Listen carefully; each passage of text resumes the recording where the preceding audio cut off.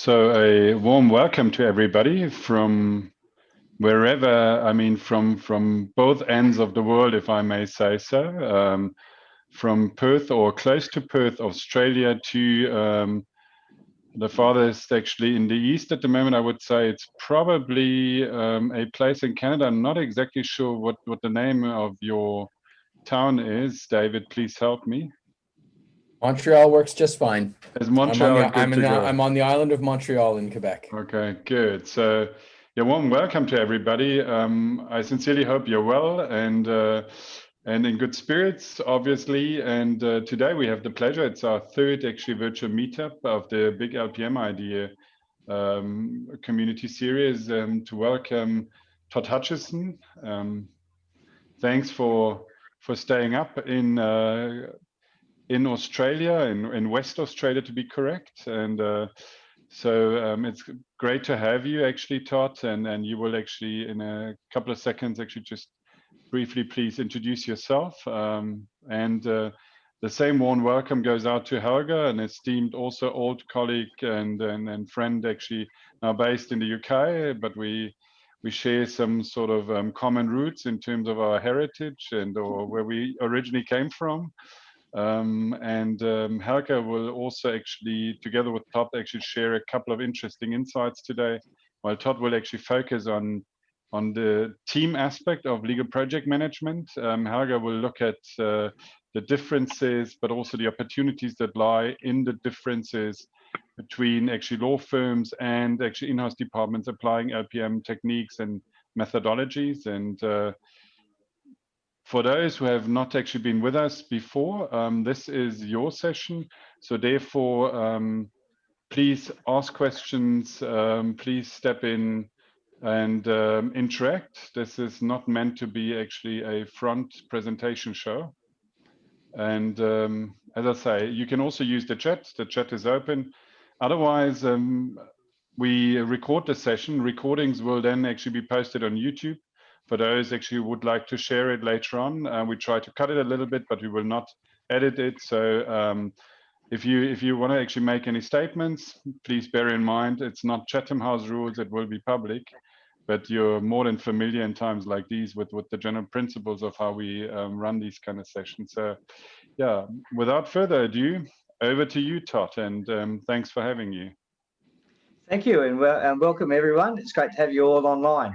Now, I'm an adjunct associate professor and an executive of a law firm in Australia called Balfour. I'm also a digital forensics practitioner and police licensed investigator, and I do a fair bit of work with Forensics Australia, which is also in homicide cases. I was just working in the Supreme Court last week on a homicide trial, and I'm the chairman of the International Institute of Legal Project Management. Now, in the book, we go through a number of things, such as the attributes of great leaders or great legal project managers for that matter, and also things like the complexity of human beings, so we can see why we're different and things we must be aware of. But my PhD area is also in behavioural-based performance, although I'm doing a doctorate now in investigations and legal project management. But I want to touch on 5 key principles. Now, it doesn't necessarily just apply to law. They're core principles that you can use everyday life in terms of your leadership and engagement. But they're very particular focus also on the legal project manager's role. And knowing these 5 principles and just going through them gives you a bit more of an idea of how you really make sure teams are engaged and you're getting the best out of them. So please feel free to jump in at any time and ask any questions. Otherwise, I'll just be going through those 5. Well, the first one really explains why we do legal project management, and that is the principle that process guides behaviour.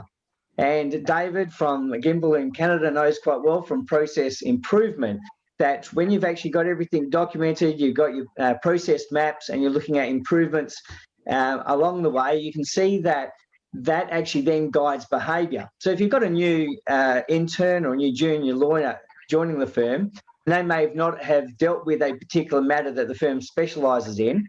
Well, if we've actually got all the key processes written down, we've got to understand the practice software, etc., that they're using, you can get that lawyer up to speed a lot faster because you can leverage the experience of the more senior lawyers in the firm and therefore make sure that nothing's missed. And of course, if everyone's following a good process, then we're going to improve and deliver a far better service to our clients. So process guides behaviour. A core reason why that if we're using tools within the legal project management toolbox, it just means that we're actually going to be improving everything we're doing. The second principle actually is a big area that we deal with around behaviour. And there's many behavioural models out there. The one we particularly use in the International Institute of Legal Project Management is something called extended DISC. And the principle here is synergistic behaviours support team performance.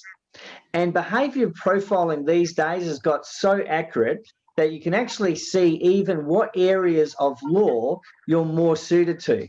But the one that I actually find most fascinating, because when you do your behaviour profile, it shows your natural style, and that will tell us things like what areas of law you're going to be very suited to.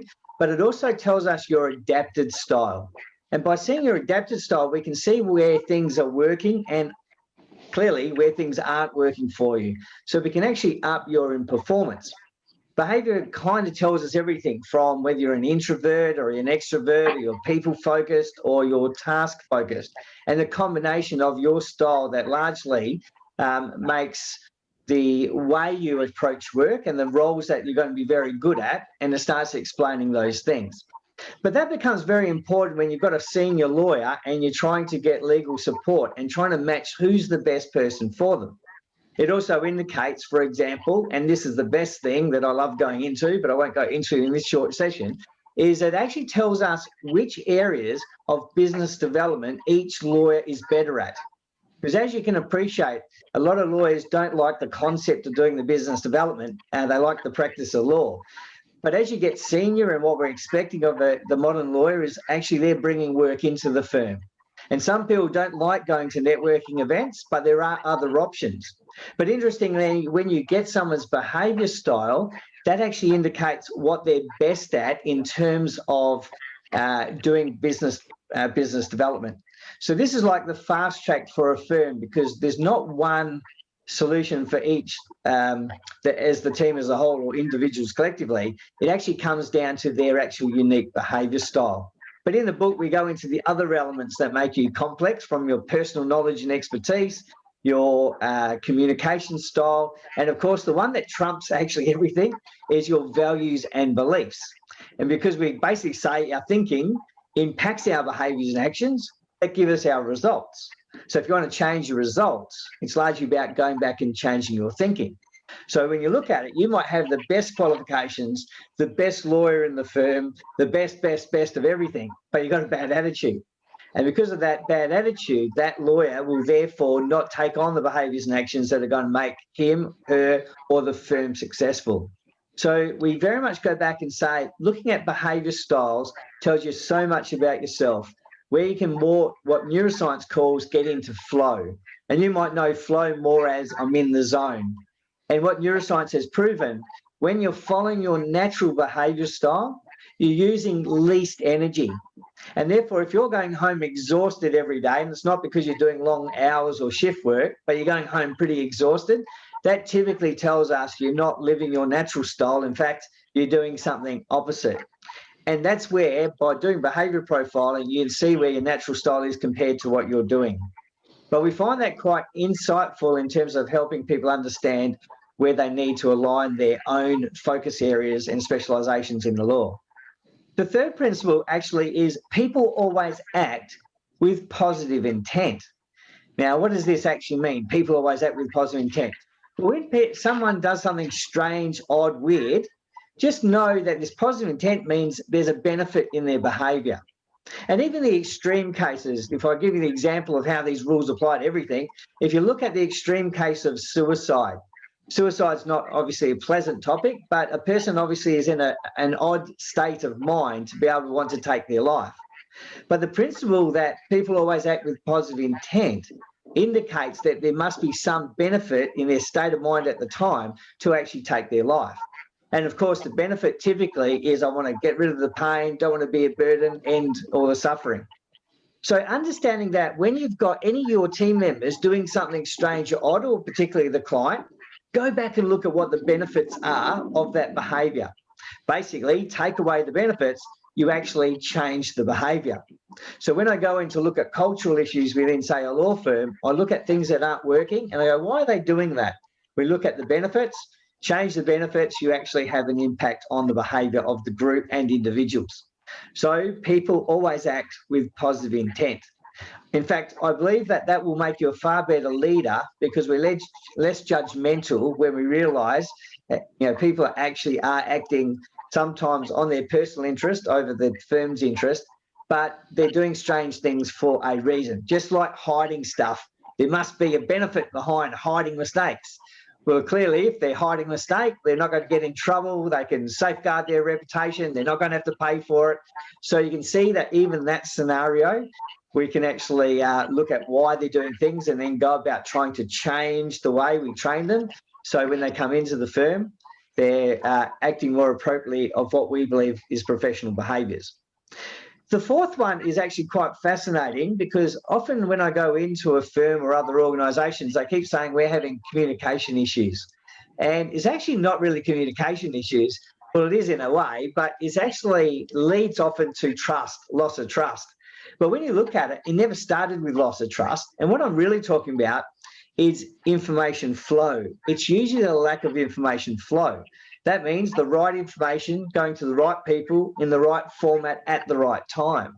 And the principle here is in the absence of information, people tend to make up stories. And those stories are almost always negative. My wife's late. Is she having an affair? She had a car accident. So you'll actually realise we go and the missing of information, we kind of make up a negative story. Now, if you don't believe me, imagine going back to the firm, you sit down, there's a post-it note on your screen saying the managing partner wants to see you urgently. Typically, two things come up for you. Number one, they're finally going to make me a partner. Awesome. Or two, wow, have I done something wrong? Are we in trouble? And so you'll find that typically people go to the negative. That's why if you're not communicating with the client enough or giving the right information, that absence of information might even make them think that you don't think they're important enough. You're not working on their matter. You're disinterested or those types of things. So constant information flow is absolutely critical. And the last one I want to talk about is this thing we say in leadership these days about emotional intelligence. Because emotional intelligence is actually trying to manage this difference between your frontal cortex, your logical brain, and that of your emotional brain. And emotional intelligence means basically you're keeping control of your emotions, so you're staying with more the logical brain. And there's a little trick we can follow to try and make sure you're always managing that emotion, because arguably when that emotion goes up, it gets out of control and you say things that maybe you didn't totally mean, or you say things that actually wreck relationships. And the principle is this: whatever you walk past is the standard you accept. You've probably heard that one before. Whatever I walk past is the standard I accept. Which means that if you're walking past the firm and you're looking at some people in, say, different practice areas, and you see they're not doing something right, you might choose not to say anything, oh, they're not my staff, or they're not in my practice area, they're not in my team, and you may choose not to do anything about it. But what they'll do is they'll bring your emotion up a bit. Next time you walk past, you'll see it'll still annoy you, emotion a bit comes up again. And there's a point there when you keep ignoring stuff, it actually gets to the point where the emotion then jumps out and you walk over and go, don't do it like that. We don't do it like that here. And effectively, that's the moments that we wreck relationships, particularly with a client, because we've actually lost the emotion. So what this principle says is basically have a voice early. So when you're walking past and something's not ideal or it's not right, or there has to be a conversation with a client, sometimes that's a difficult conversation to have, we have it early. And when we have it early, that just means our emotion is down. So the frontal cortex, our logical brain, is working most effectively. So in summary, those 5 principles is: number 1, process guides behaviour. Number 2, synergistic behaviours support team performance. Number 3, people always act with positive intent. Number 4, in the absence of information, people generally make up stories, and they're almost always negative. So make sure you keep that information flow going. And number 5, maintain your emotional connection and control. By whatever you walk past, know that it's the standard you accept. And if it's not a good standard, have a voice early. Thanks very much. There's 5 principles. You can go straight back to your workplace and try them out. Thank you. Thank you, Todd. So I see some usage of the hand clap sign. Are there any questions or comments, experiences?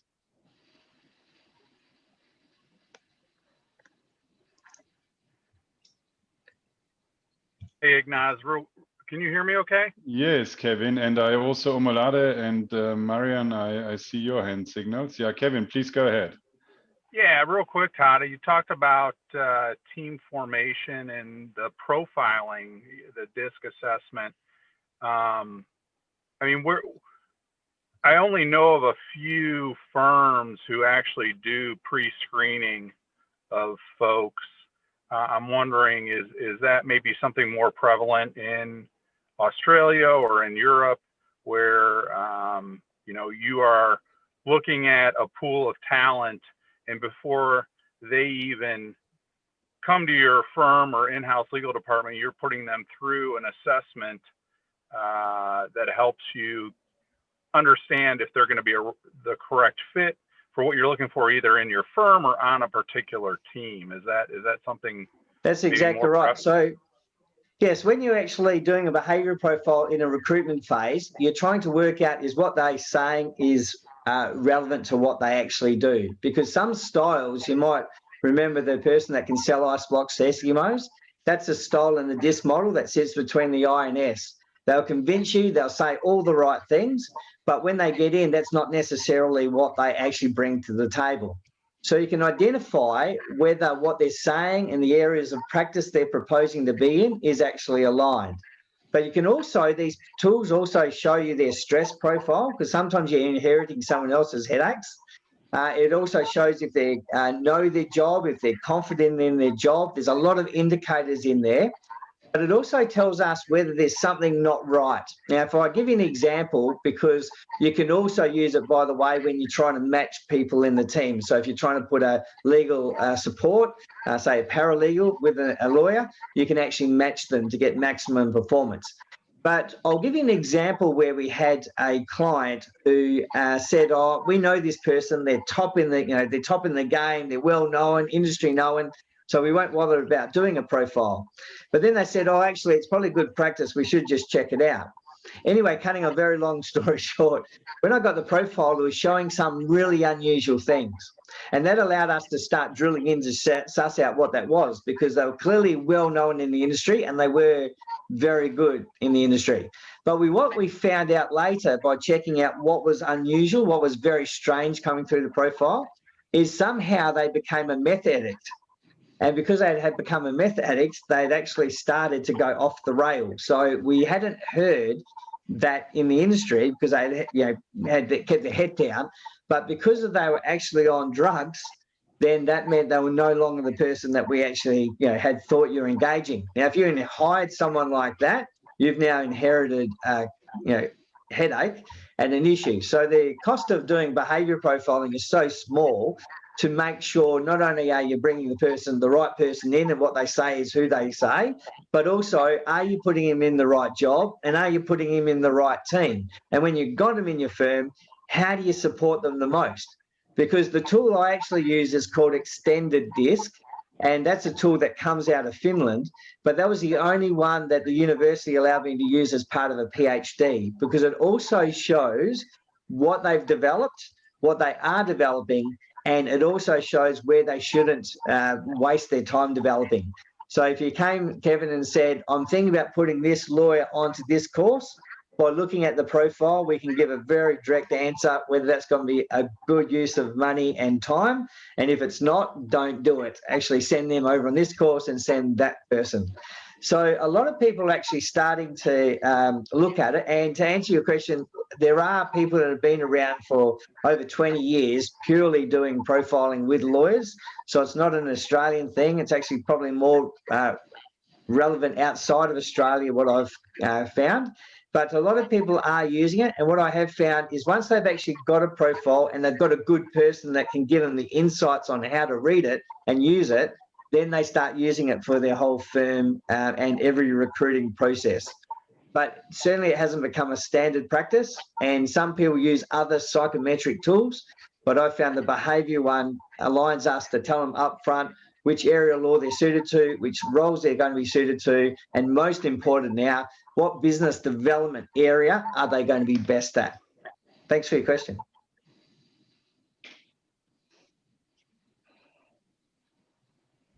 Mario and Omolade, you had a question as well, right? Yeah, I think it was the third point on your list, Todd, about people always have positive intentions or act out of positive intention. That really resonates with me, both as a project manager and as a coach, and also in life in general. And sometimes it's very hard to find this positive intention. And my clients are going, what the heck could be positive about that? And then you start digging, and then you always learn something extremely interesting, because you then get a whole new perspective on what you said or what you did. And in the end, very often I come out of this experience with, I hadn't thought of that. That's one way of looking at it. So yes, that's a really useful concept. Yeah, so spot on, because sometimes you actually I found I became far less judgmental when I realised that they were doing something for some reason. But if I may share with you the way I do it in terms of running any matter or project wider than that, because my background started more widely working on projects around the world. And that was where I go into a team and I basically say with the team up front, unfortunately, we're human and we make mistakes. Now, I know it's hard for some of us to believe that, but yes, we all make mistakes. So what I say to them, if you make a mistake, all I need you to do is come and tell me and put it on the issues register, and you'll never get in trouble. Because remember, the reason why they hide a mistake is because they don't want to get in trouble, reputation saving, don't want to pay for it, don't want to get sacked, etc. So what I say is, if you've made a mistake, just come and tell me as the project manager and put it on the issues register. And the reason why I say that, I want to know straight away as the project manager or legal project manager. And I also want to have it on the issues register so there's accountability. Because some people say, oh, no, I told you about that, and they didn't. Or they told you, but you were running to a meeting. By the time you actually came back, you can't remember. But then what I do is I look them each in the eye. It's probably not going to sound so friendly, but I look them each in the eye and I say, however, if I ever do find out that you have made a mistake and you haven't told me and you haven't put it on the issues register, I'm just going to assume you're not the type of person we need in our team. We want a positive team that can have an authentic conversation and deal with issues. If that's not you, well, I'll actually try to find some other job for you, or I'll effectively try and get rid of you out of the team. And if I can't do all that, I'll micromanage you. So what we do is that's called reverse psychology. Because it's far better then to come and tell me and put it on the issues register than to hide it. So when people come to me and say, how do you always find out about things? That's the trick. Understanding that people hide issues because of those benefits to them, of not getting in trouble, etc. We can actually understand what the benefits are so we can take away the benefits and therefore change the behaviour. Thanks very much, Merrin. I know you also work in that area quite well, so you know it well. Thank you. Any other comments and experiences in this area? I imagine everyone's got in trouble for lack of information flow, so you probably have lots of stories there. So Omolade, you raised your hand. Yes, I did. Thank you for the presentation. Okay, so I have a question, and this is usually coming from the position of a culture where the senior management are scared of losing the client to the employees if they decide of information. So it's such a system where the senior management do not encourage flow between the client and the associates working directly on the matter. So I missed a part of this. So what was the question? Sorry. All right. Okay, so the question is, how do you navigate a system where the senior management in a law firm or a business do not encourage information flow Yes, between okay, the thanks for client that. and the associates working directly? Yes. So what I find is when I go and work with managing partners or partners as a whole, it's about actually explaining the benefits of doing certain things. It's like process improvement. They have to understand the benefits before they openly accept it. Just like legal project management. A lot of people fight legal project management until they actually see the benefits. But what I say to them, if you look at the concept of rumours, we've all had rumours. Well, rumours occur because there's not the right information in the right format, right time, the right people is not happening. So because the people are getting absence, they start creating rumours. So we do have to, in the law, we do have to appreciate confidential information, and we might have to have agreements in place to make sure that's very clear and what we can and can't disclose. I work in homicide matters, for example, of which I've got to be careful at times, what's being disclosed. So we have to put that in frame, but I find that when I talk to a partner and make them aware of what their lack of communication flow is actually causing, then they may be then open to look at other ways of changing their behaviour. Because when you look at behaviour profiling, interestingly, lawyers are typically on a particular area where what we call their fear sensitivities are actually about change. And I think we all appreciate that the profession as a whole is known to be far more resistant to change. And it all becomes far more understanding when you actually look at the science behind the behaviour styles and who typically gets attracted to come and practice law. So often it's because they've done it a certain way and they may not be aware of the consequences of not making sure that information goes. And I've worked with partners where I've gone along and said, you know what? We don't know what's happening. So maybe even just an email out to staff once a month, getting them an update on what's happening and what we're doing would be a good idea. And once I show them the benefits, then they often will try it. And then once they try it, they then see the benefits. Because I say to them, look, if people don't know what you're doing and where the firm's going, they often will go and work for another firm and you'll lose good people. And that can be actually an issue of retaining staff. So, yes, I totally appreciate it, but it's actually having an authentic conversation often with management, and we often call that managing it up, which I'll have to tell you a funny story. The other day, I was brought into a company to actually help one of their senior executives get better, and I used behaviour profiling for that. But the bosses and all the owners of the company flew in, the whole board, and they asked me to come along because they wanted to thank him for stepping up and taking over the business. And when he got in there, he said, yes, I wanted to thank Todd for teaching me how to manage up. And I thought, oh, don't say that in front of them. And then I looked at the bosses' faces because I'm basically saying I taught them how to deal with them. And they just looked at it and said, yes, we know how Todd works. That's okay. That's why we brought him in. Whew. Excellent. Thank you for the question. Thank you. So Todd, one question I would have, and that's something we come across quite often actually in reality, is that behavior profiling, and I've done quite a lot of it actually in South Africa.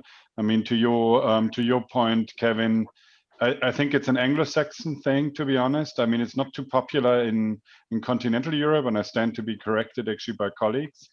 But in South Africa, it was actually a natural thing to introduce psychometrics during the recruitment process, and later on also use it actually for behavioral profiling of teams, also in law firms, but predominantly, interestingly, in the non-billable space, enabling services, business services, support services, rather than actually on the fee earner side.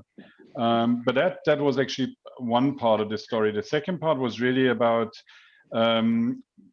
the issue of once you've actually established the different profiles, and that's my question to you, do you see differences between the generations and how you would actually address them? Because a blue profile in a McCann Erickson actually sort of terminology would not be the same for a 55-year-old white male compared to a 25-year-old say white or female of color with a different cultural background and so forth. And Yes. how do you manage that sort of generational thing that may come in as another dimension? Well, before I answer that directly, I will say that a lot of times behaviour profiling, when I get brought in, is actually to deal with an issue with a person and try and use it to actually identify what they're not doing, because it will show what their natural style is compared to their adapted style. And the differences between the two will tell us what they're typically not doing or are doing that can lead to them not performing. So when you look at the differences with people, you'll find that it doesn't matter age or era from a behaviour point of view, because you've got a natural behavioural style, but you do adapt. So you'll actually adapt it compared to when you go to a different firm or a different area of legal practice. But what it does do, the generational side, is actually impacts the values and belief systems. So what I haven't gone through here, which is covered in detail in the book, there's 4 different elements to the complexity of the human being. Behaviour is only one. Another one, you've heard the nature, nurture. So you're born with a behaviour style, but you adapt. You're also born with a communication style. So many of you would appreciate that some of you are going to university for law.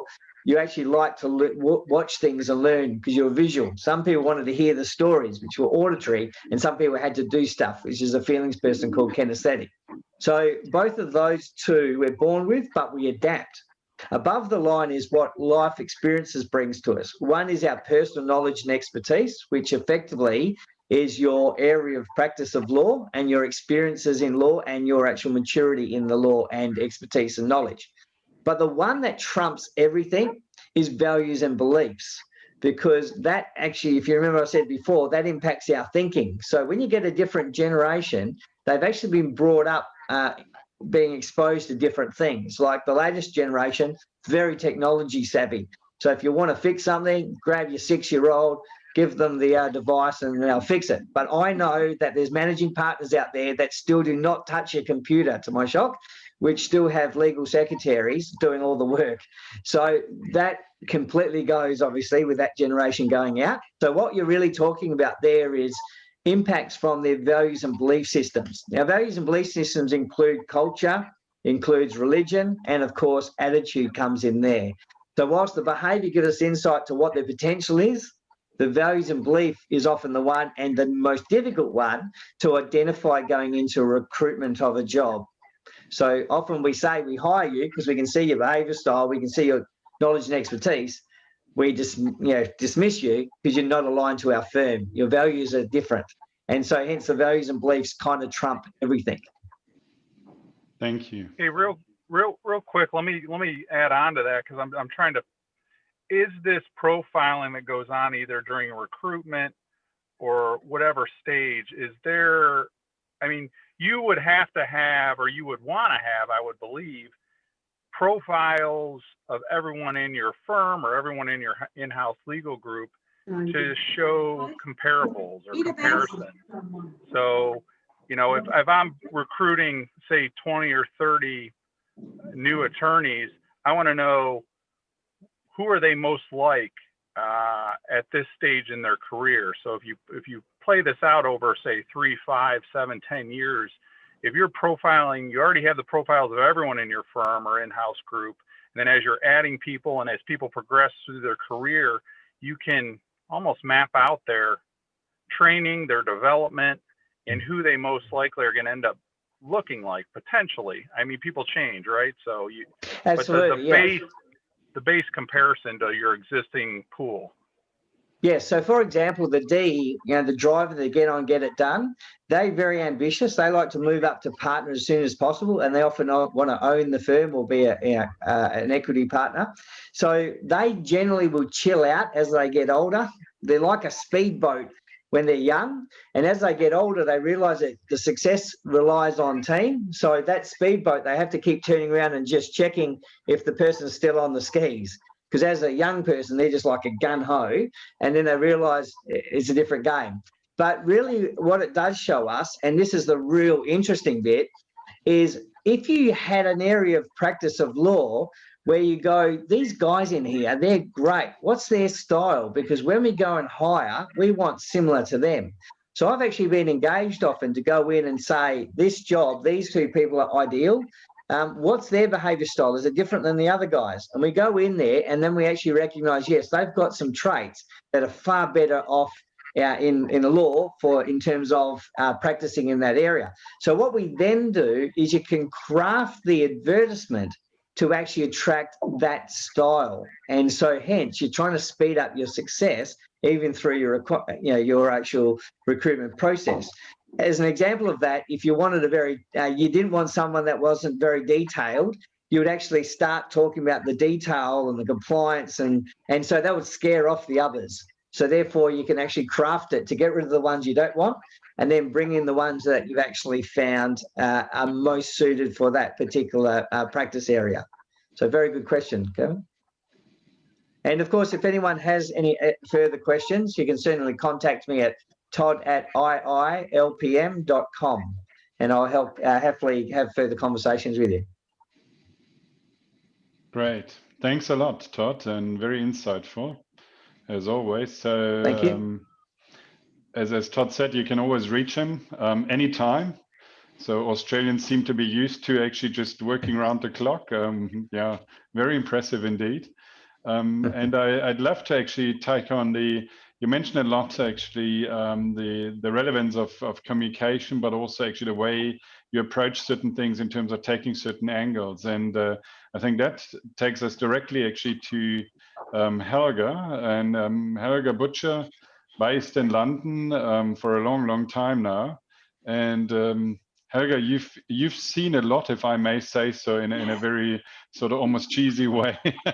So, and we're looking forward actually to hear more from you actually what it's like actually to look at LPM from an in-house perspective versus actually a law firm perspective. But before doing that, would you mind actually just giving us actually a quick run through your CV, and then we really actually can't wait to hear more about your observations and so forth. Please, over to you. Thanks very much. Thank you, Todd. I would love to continue listening to you. I think you're an amazing presenter and I've really enjoyed your slot. So expect some messages from me in the next not too distant future. Thanks for the intro, Ignaz. As Ignaz mentioned, we go back a few years. We worked together as BD colleagues in Allen & Overy, where at the time I was responsible for marketing systems and CRM, and poor Ignaz had to use that stuff. And he was one of my sort of change management challenges, but a really, really good colleague. And we have lots of fun together. I actually have left behind both private practice and in-house legal project management to take it into a different direction now, my knowledge and expertise.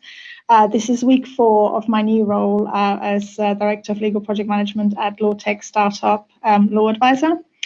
And it's probably one of the biggest roller coasters of my career, pivoting into a startup, and it's been an amazing experience already.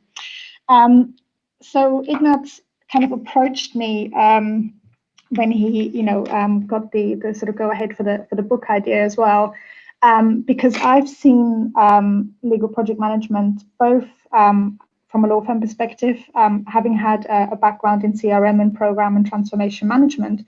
I thought it would be a good idea to join the LPM movement, if you like, about 5 years ago, and I joined the LPM team at Allen & Overy. I then moved to Barclays 3 years ago, a very advanced organization in this kind of legal operations, I think, and particularly LPM and commercial space. And I headed up the LPM and pricing function there for the last 3 years. And as I said, I've just moved to Law Advisor. And I guess from that experience, I draw sort of a comparison from what it's like to be an LPM in a law firm, what the challenges are, what the current offering is, what LPMs are like, what they actually do day to day, and how they land and how they sort of contribute value, and also how that kind of journey has evolved, I would say, over the last 5 years. I know LPM has been around for a bit longer than that, but I think really taking foothold and really becoming part and parcel of how law firms deliver their legal services has really sort of accelerated in the last sort of 5 or 6 years. Then taking that and seeing sort of firsthand what it's like to consume LPM services as a client was a very, very interesting journey for me as well. At the same time as actually delivering LPM services as part of an in-house function. There are some parallels. There are some things that both sides of the equation do similarly, but then there are some distinctions that are actually quite different, and I'm going to hopefully draw out those differences.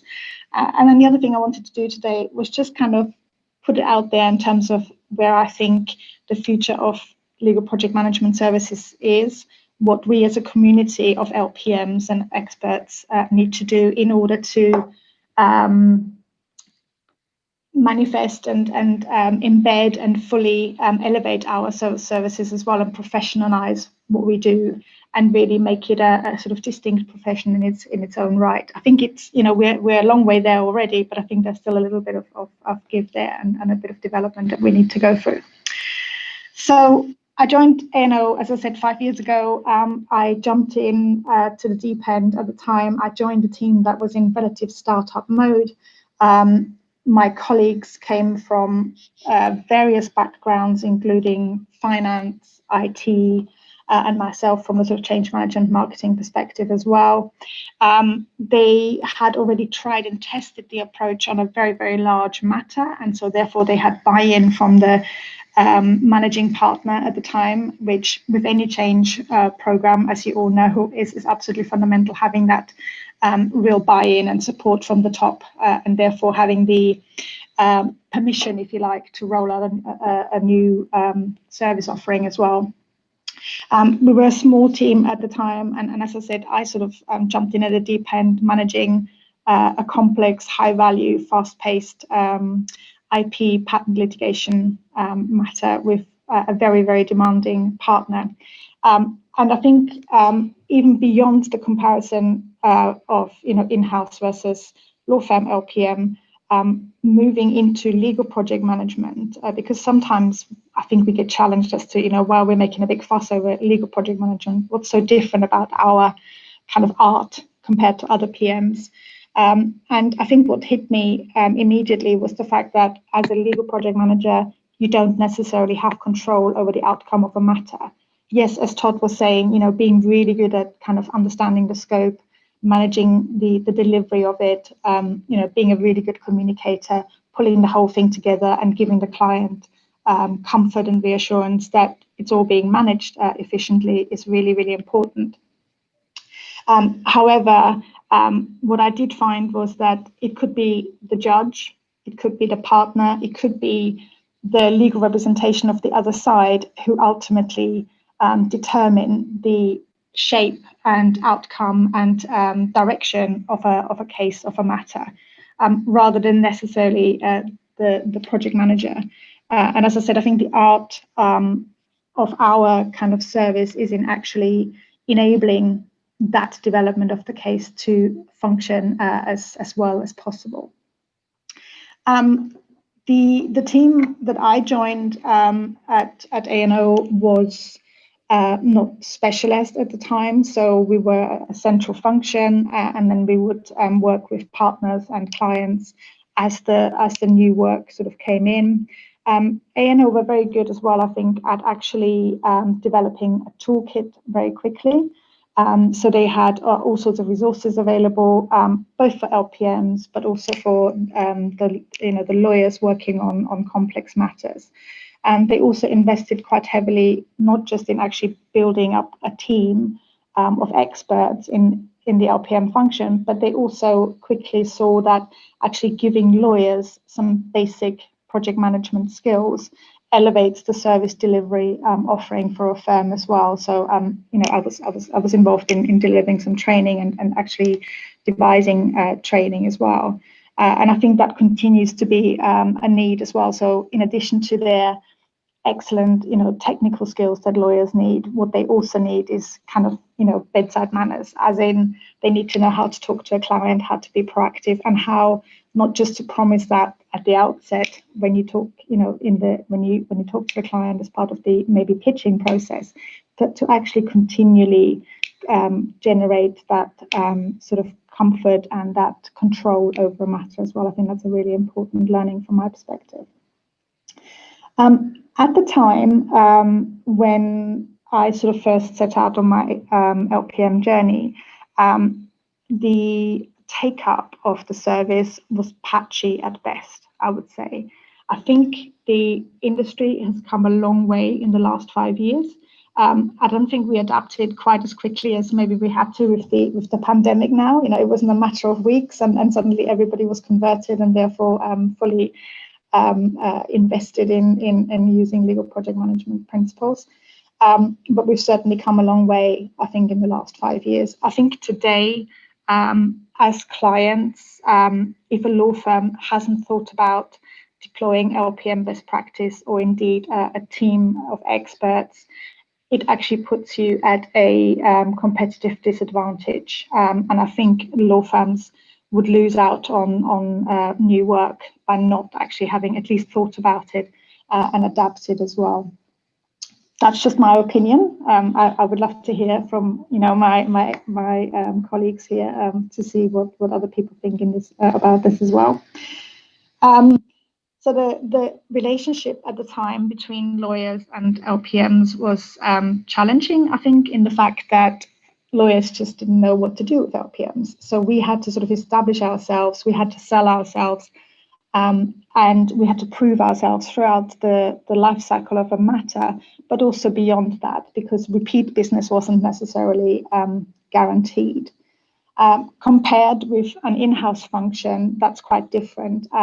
In-house functions, legal functions, tend to be run on a less, if you like, democratic basis.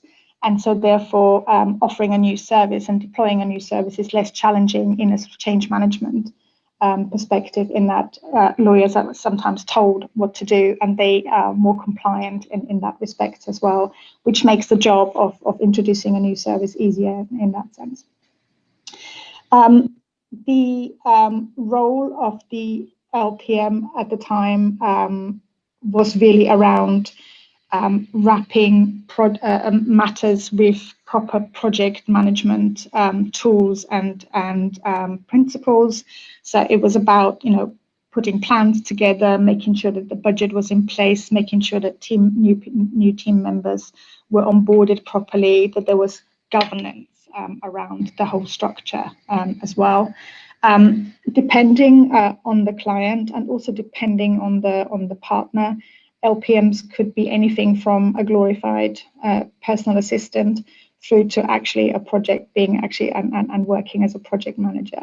So there was a variety, I would say, of uses and use cases for LPMs at the time. Another, I think, big differentiator for LPMs in the business support or business services area, I think, is that I think most law firms certainly use LPMs as a chargeable service. So if you have a background in finance or marketing or IT or whatever other function as a project manager, being in a fee earning role is quite different from being in a support role at a law firm. It has pluses and minuses in terms of being able to sell the service to partners, if you like, because on the one hand, yes, you can generate fees for the firm, which is a positive. But on the other hand, if partners are not familiar with what value LPMs can generate, they might see that as a threat to their profit margins, for example. Having said that, we did some analysis when I was still at Allen Overy, where you could actually measure directly the value of an LPM by reducing the coordination and project management tasks that a partner or a senior associate would usually do on a project, on a matter, and actually delegating that to a qualified and professional project manager. And immediately you have a sort of a margin there, which far outweighs in terms of value the cost of having a project manager on a matter. What we also did at A&O was actually to offer the service depending on the importance of the client relationship, or depending on the size of the instruction. Sometimes the services will be offered for free as a kind of initial sweetener, but then eventually we did actually manage to start charging. The flip side of that as well is that as PMs or LPMs, you are under pressure on utilization rates. And so therefore you are under pressure to be utilized for at least an X percentage of your time, which in net effect meant, you need to be 100% used as opposed to, maybe 65 or 70 or whatever the formal threshold might have been. And that certainly for me created some challenges. Just being under pressure to actually be fee earning, 100% of your time can be actually quite challenging. If I take a break for 5 minutes and I'm thinking about the client, does that still count as chargeable, or should that be in going into the non-chargeable pot as well? I think the other thing I've noticed, and that's certainly something I took with me also into my sort of in-house role, the realization that actually as LPMs, and I think it's something that Todd mentioned as well around sort of profiling people. We expect an awful lot from our legal project managers. It's a very, very broad role. It's not just about your technical skills as a project manager and understanding how projects are, designed and delivered, but you're also meant to be an amazing communicator. You're meant to be very financially and technically literate as well. So you often have responsibility for, onboarding your team and your client onto all sorts of technologies that support the delivery of a matter, and then running that as a service as well. And I think the kind of, ability to deal with people and clients in particular at all levels, from very senior to very junior, in the space of just an hour or two, I think can be very challenging for people as well, and particularly being client facing, there's a certain edge to that as well, I would say. And so I think our expectation is therefore very high around the sort of caliber of people we need. Sorry, my screen just went blank there. It just turned itself off, hence my hesitation. So I think it's a very broad role, and it's a challenging role as well, both for law firm based, but also for in-house teams. The other sort of observation I made was around how we structure LPM teams as well, particularly in law firms. They have more resources. And the larger firms have certainly invested heavily in LPM, in their LPM offering. They have large teams now with good structures. And if you join the team as a junior member, you can actually make a career out of it as well. And there are opportunities, I think, to grow both technically, but also from a seniority perspective. Compared with an in-house team, which being part of a cost center and therefore non-chargeable, and therefore the value that you generate is actually indirect rather than on the fee earning side, means that in-house teams tend to be smaller, leaner, and working with fewer resources, and therefore are, as a result, more stretched as well. They tend to have more flat team structures, so opportunities for team members to progress career-wise are limited. They will almost have to move out of an LPM function in order to get promotion, for example. Another sort of key differentiator, I think, from an in-house team's perspective is that there is much more emphasis on the commercial aspects of a matter and the financial aspects of a matter. Certainly in my experience working in a large financial services institution, that as LPMs, your focus, whilst being on top of what the matter is about, it's also the very much the responsibility of the LPM ensuring that the commercial work stream of a matter is well run and well managed.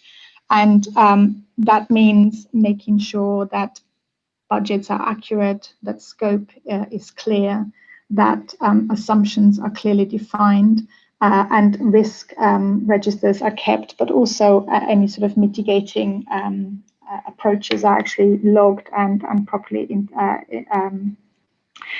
implemented as well. I think what law firms perhaps don't appreciate is that how much impact commercial or financial mismanagement of a matter can have on the client's business.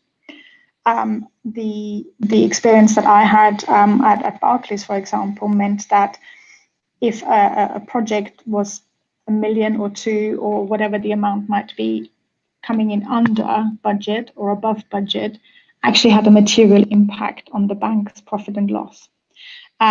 Because the matters are so large and they're such high value, and therefore the risk is higher, but also the emphasis on commercial on the commercial work streams and the commercial aspects of a matter are much higher and tighter.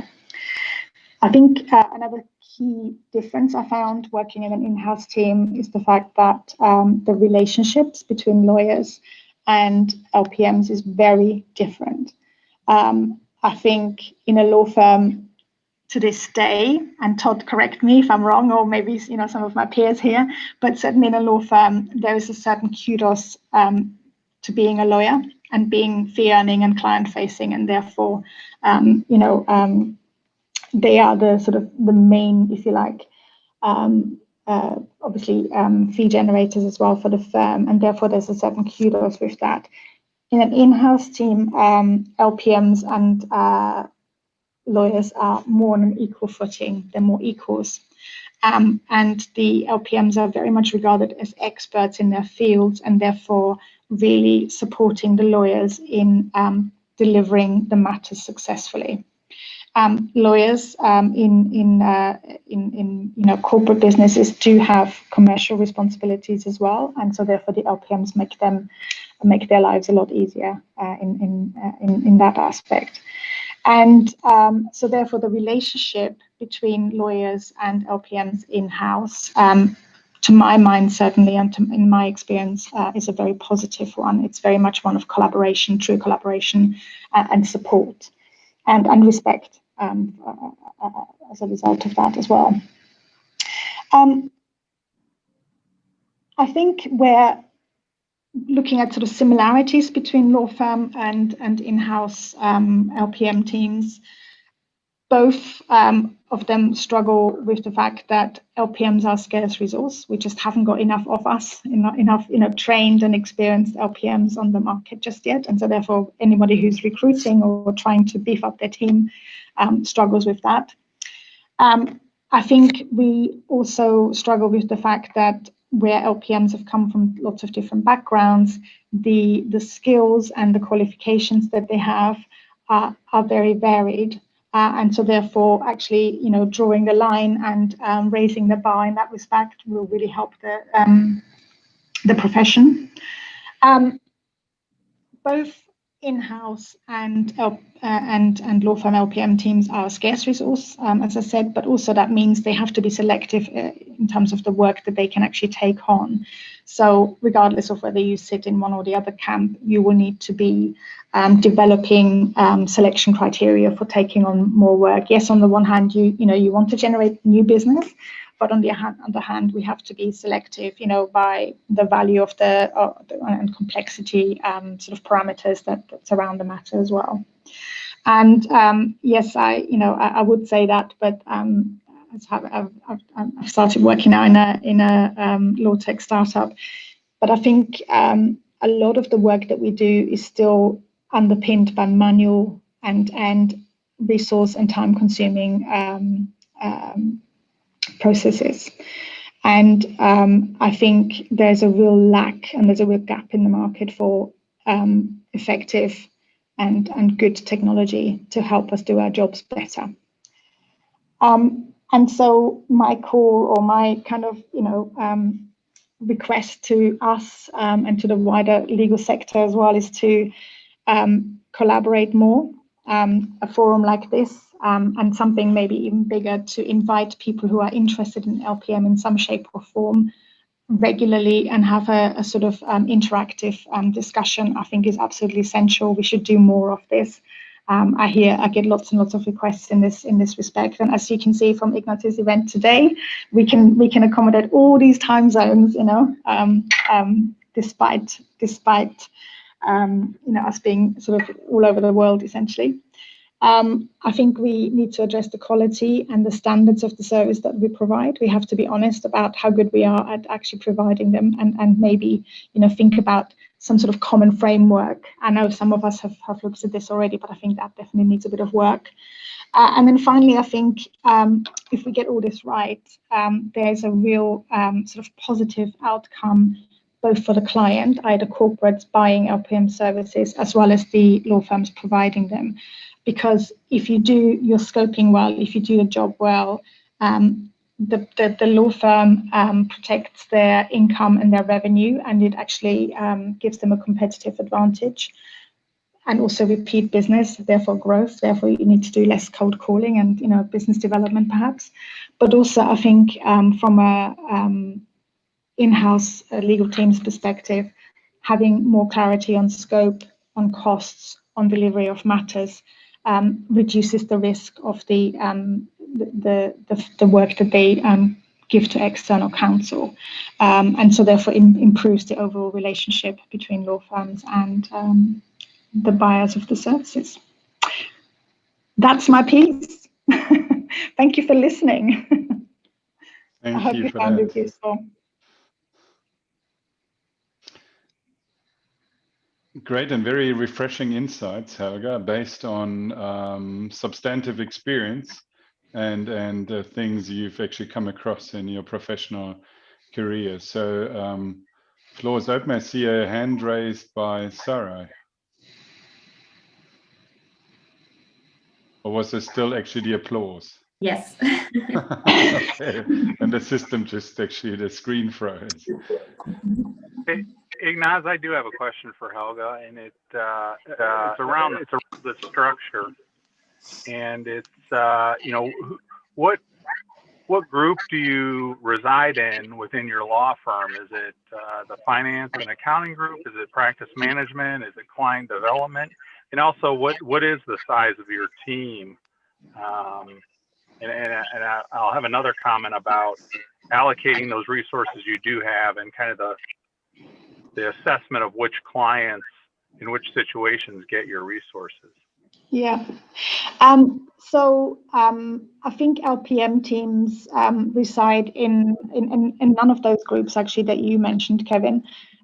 They tend to be more part of a sort of advanced delivery function, sometimes tied in with innovation and technology, and sometimes knowledge management as well. So something in that sort of space. In terms of size, I think law firm teams range from anything from a handful of LPMs through to probably about 40 or 50 maximum. The larger the team, the more specialization you tend to see as well.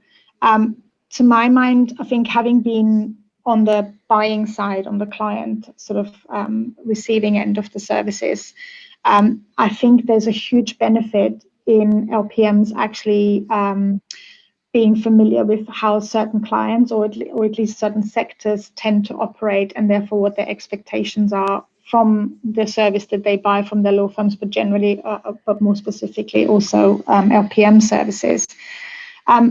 It's something I didn't mention in my presentation, but it's something I covered in the chapter, is around having been at the receiving or the buying end of LPM services. I saw a huge difference in terms of the quality that LPMs provide in their service delivery. I have seen some very, very poor service from LPMs, unfortunately, as well as really, really good service. And I would like to see more of the latter more often, I think. And I know what the challenges are, and I know what the potential reasons are behind that kind of difference in quality delivery. But I think as LPMs, we probably need to look at that a little bit and learn from that, and really help us to shape and improve that quality piece. Thank you. That's yeah. That's and I would insightful. say, Go ahead. Go on, Kevin, sorry. No, I was just going to hit on the concept of, there's limited resources within law firms and in-house legal groups, around this service. So what, not everyone's going to get to use those services, and who gets to use them and who doesn't. Can the reasons why vary, and I was just wondering, what variables do you look at to assess whether you're going to deploy someone from your team? Yeah. One of the key sort of selection factors is really value. So if you've got a multi-million-dollar, pound, euro instruction, the risks are much higher, the complexities are much higher, and so therefore you're more inclined to use a project manager. Also, the number of jurisdictions involved and/or the number of legal service providers involved, whether that's a law firm, an ALSP, a technology firm, or whatever. So the more advisors and specialists you have working on the same matter, the more complex it becomes, and therefore the more coordination and project management is required. And I think just generally risk as well. So it might be a relatively small matter, but if your bank or your firm or your organization is being investigated for whatever, then by a regulator, or it might start as something quite small, but actually there's a huge risk that it might damage the firm's reputation and/or that it might blow up into something much bigger. That would be another selection criteria.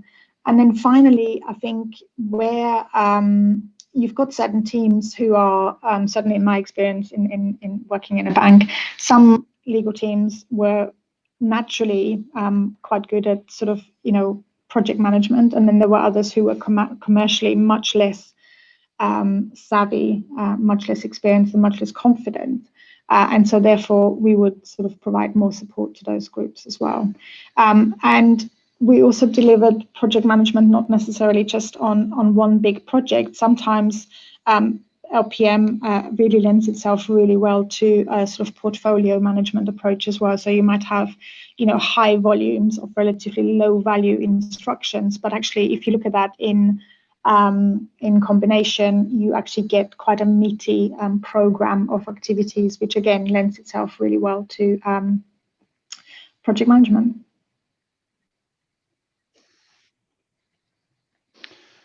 If I may add actually a question to that, Helga, actually just to Kevin's point, and David just actually mentioned Baker McKenzie is actually LPM team actually in estimating their headcount at like 40, 50 people.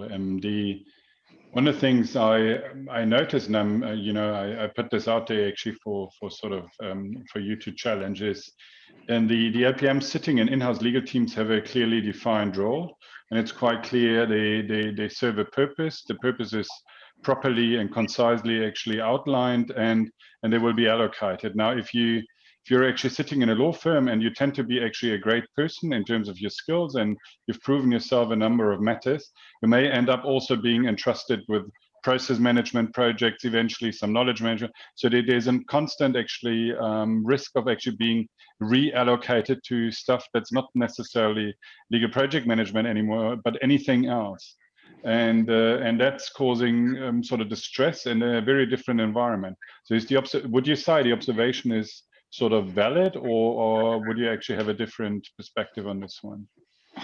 I think having team, in fact, when I ran my team at Barclays, I wanted them to get involved in other projects as well, not just purely managing matters, because actually it becomes a little bit of a repeat process. And so therefore branching out into, I don't know, developing a new tool, or, defining the process and how we can help a particular practice area, or, some of the big sort of regulatory projects like a LIBOR or like a Brexit, for example, were really good opportunities for the team to expand their knowledge, to expand their expertise, to, if you like, template and sort of change their approach, or, learn from it and then sort of reuse it and rehash it for other opportunities as well. So I think getting involved in other projects actually adds a little bit of variety to the role. Yes, I know there is a risk and there's a challenge, obviously, because we all have limited hours in a day available. But to me, I think it was more of an enhancement of the role rather than a challenge internally. I think the challenge we saw was almost that we were sort of a victim of our own success in that we generated cost savings very quickly and very effectively. And then you're then at risk of becoming a sort of BAU service that can be maybe outsourced to a cheap cost location, for example. And so that kind of rinse and repeat and commoditizing the service was actually more of a risk, I think, to the in-house function. Interesting. Because I think because you've achieved it once, I think the assumption is that you can just rinse and repeat and do it again and again, and it's not a difficult job. But actually, it is quite involved and quite complex at times. Yeah. Thank you. So I would have another question. Hi, it's Oliver, and thank you very much for the presentation. I was discussing that with a colleague. So you mentioned that you also offer training to lawyers in legal project management. Have you seen or did you experience something the other way around, that there is some training for non-lawyers in the legal sphere to become legal project managers? Because I can imagine that there are many people with project management skills but have no idea about legal world and need to have some experience. Yeah. I think that's certainly a gap we identified when I was working in-house. Because actually understanding at least the basics of a litigation matter, what are the different stages and phases and potential directions that a case might go into, and we tended to provide that training sort of on an ad hoc basis. From the lawyers would just give us an hour's kind of download on the sort of basic principles and out layout of a case journey, for example. And that's kind of looking at the process kind of side of things as well. The challenge is, I think there's always a risk that actually we as project managers then get involved in the delivery of the project itself, i.e. legal tasks. And I think by not having that legal knowledge, you minimize that risk effectively. But yes, some legal knowledge, and certainly I think working in a law firm LPM team, knowing about how law firms operate, how they manage their financials, what levers law firms have on kind of the business model as well. That's incredibly important, I think, in order to be effective as well. Because how can you help the firm, generate fees and manage scope if you know nothing about it? I think you'd be really at a disadvantage there. Yeah.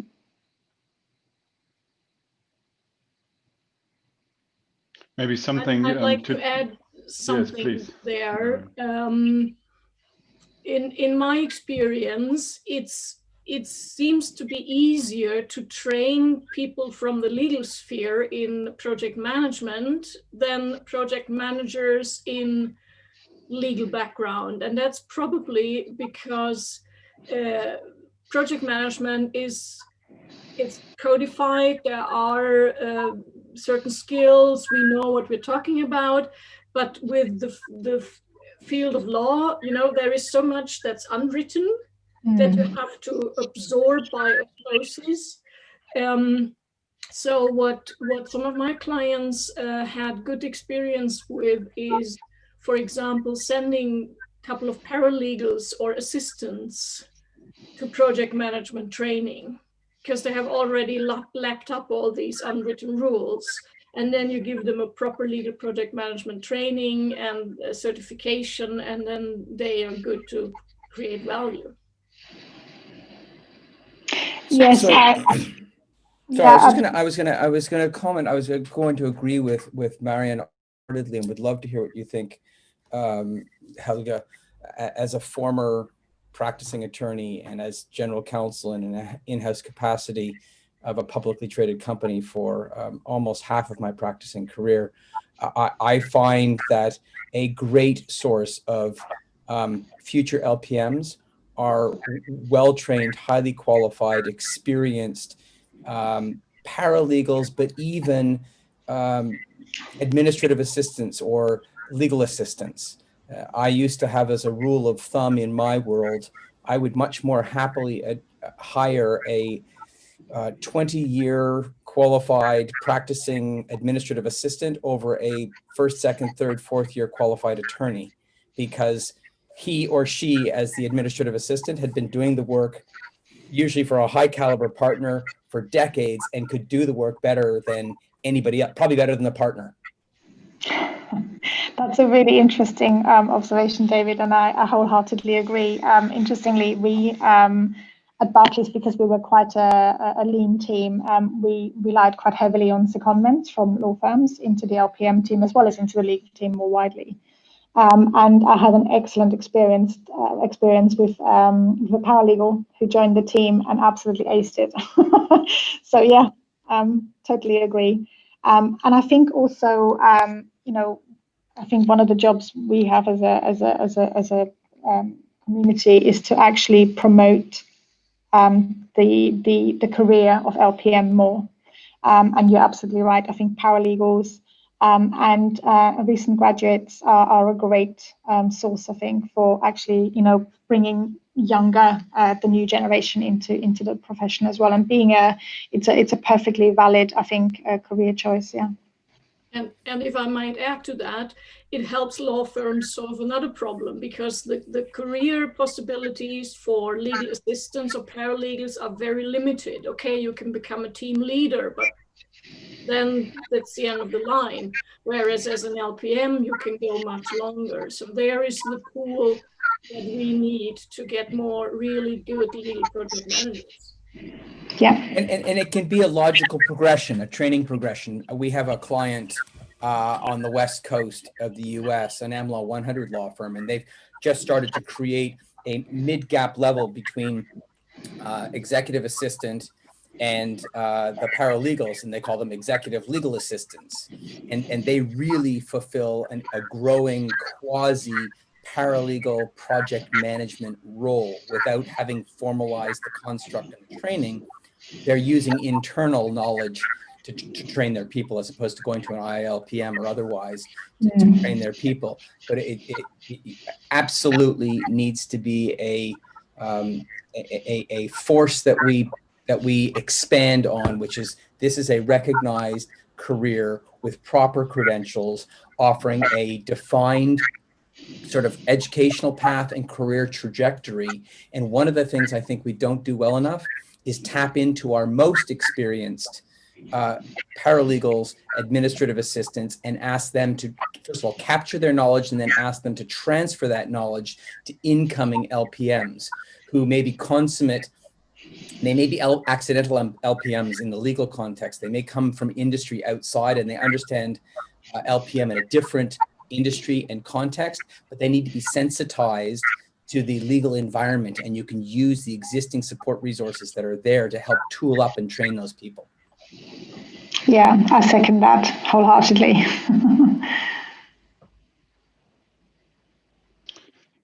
Oliver's question is probably also a good prompt in that regard, in such a regard, Todd, when it comes down to competencies, because ultimately it's all about, it's not where you come from, but what you're able to deliver and render as a service, right?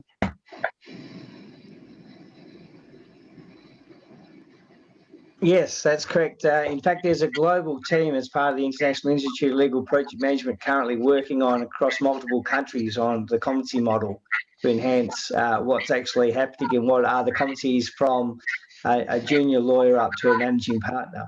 And it's having a map on looking at what level of experience they do have, and that includes doing a comparison between coming from a legal background to having a legal background but never becoming, having a practice certificate, never practicing in law, to a project manager coming in the industry with no formal legal qualification.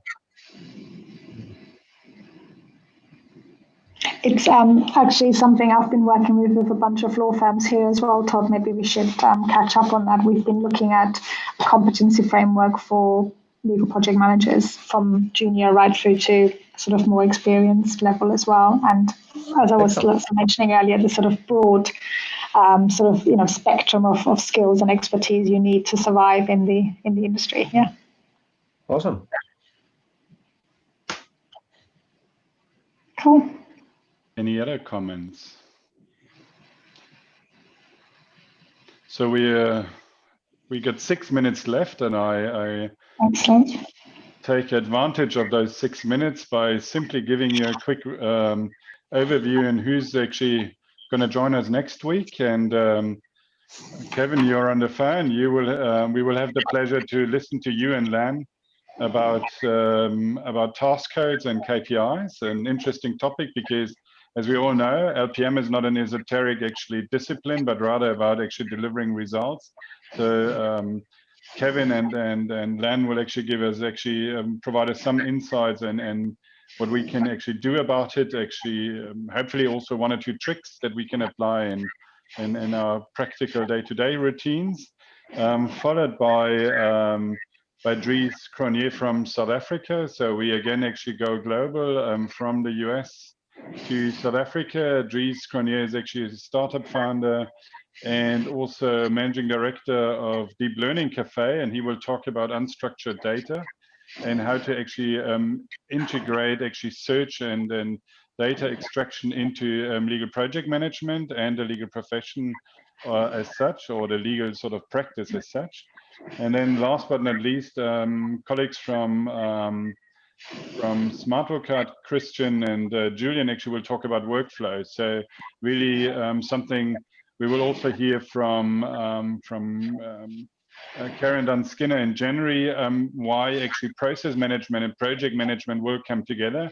So Christian, Julian will tackle that actually more from a technical workflows perspective, and then in January we'll hear about the conceptual layers that will come with it. So I'm looking forward to meeting you all again, meeting you all again to be politically correct these days. And thanks for attending. Keep safe and well, and see you next week. Thank you for that. Thanks, guys. Thank you so much, Ignace. Well done. Thank you. Bye-bye. Thank you, Bye-bye. Todd. Thank you, Helga. Great Bye-bye. presentations. Thank you. Cheers. Thank See you you. next week.